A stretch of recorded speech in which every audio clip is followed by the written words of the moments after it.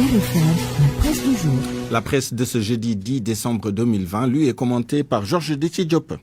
Les marchés de l'État pas très propres, des manquements et mauvaises pratiques dans la passation et l'attribution des marchés. C'est ce que révèlent les rapports 2018 et 2019 de l'autorité de régulation des marchés publics.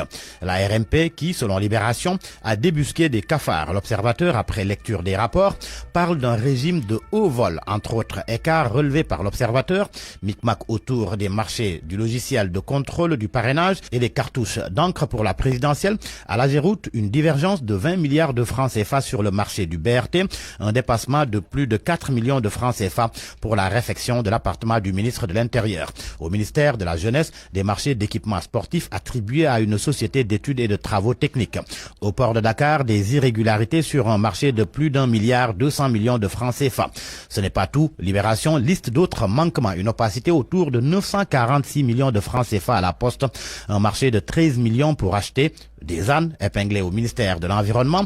Le journal fait aussi état de pratiques inédites à l'agence de la case des tout-petits et à la délégation à la protection sociale. Et si l'on se fie au journal Le Quotidien, le port de Dakar, la LONASE et le ministère de l'économie et des finances ne sont pas épargnés.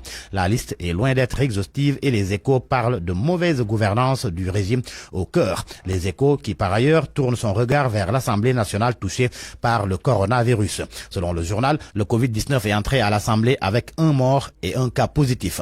D'où la panique généralisée chez les députés. La députée Marie-Louise Diouf est décédée du Covid et Mamadou Lamine Diallo a été testé positif. Les Échos ajoutent qu'une députée de la diaspora avait été atteinte et d'autres parlementaires sont soupçonnés d'avoir contracté la maladie. La conséquence de tout cela, selon l'AS, qui affirme que la deuxième vague foudroie à l'Assemblée, des tests massifs sont envisagés et les plénières se tiennent à huis clos avec une vingtaine de députés. Le coronavirus et l'industrie hôtelière et touristique, les acteurs étalent leurs craintes. Dans Vox Populi, le secrétaire général exécutif du syndicat patronal de l'industrie hôtelière du Sénégal confie qu'il risque de vivre un désastre social et économique avec la crise du Covid. Selon Moustapha Kane, le temps presse et il est urgent de mettre en œuvre les directives présidentielles. Il souligne que 1500 entreprises et des centaines d'emplois sont en jeu. Autre chiffre fourni, des pertes de 280 milliards de francs CFA au premier semestre, une baisse de fréquentation de plus de 80%, un taux d'occupation de 15 à 20% seulement. Le secteur des hydrocarbures est aussi touché par le Covid.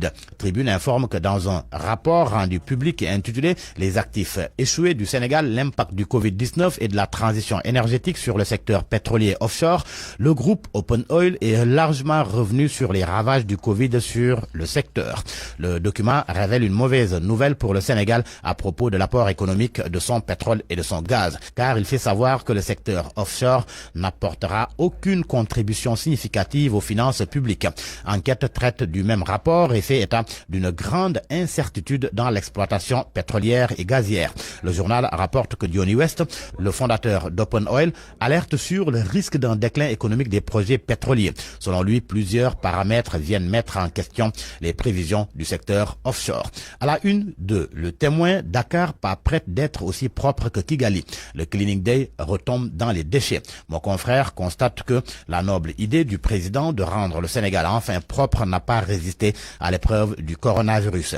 Mais Oumar Ba, le directeur du cadre de vie et de l'hygiène publique, précise que le Cleaning Day n'est pas tombé à l'eau. Ils ont juste changé de méthode. La politique, pour terminer, dans Sud Quotidien, il est question de la validation du 3e mandat. Sud remarque que de plus en plus des partisans du régime en place montent au créneau pour prêcher la légalité d'une 3e candidature de Macky Sall. Leur fondement juridique, le référendum de 2016 qui, selon eux, remet le compteur à zéro, permettant ainsi à l'actuel chef de l'État d'être sur la liste des candidats de 2024. Seulement, Pape Mamoursi, maître de conférence à l'université Cheikh Anta Diop de Dakar, souligne dans Sud Quotidien que la seule interprétation plausible est dévolue à la juridiction constitutionnelle, donc au Conseil constitutionnel. À vos kiosques et bonne lecture.